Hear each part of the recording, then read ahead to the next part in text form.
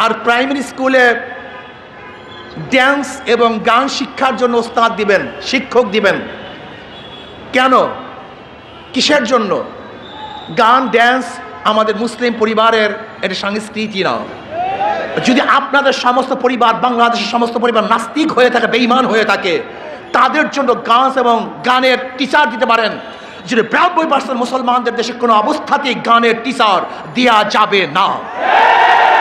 এদেশে টুপিওয়ালাদের, দাড়িওয়ালাদের, মুসলমানদের খাজনা, ট্যাক্স, ভ্যাটের পয়সা দিয়ে গানের টিচার দিবেন। গানের টিচারের প্রয়োজনটা কি?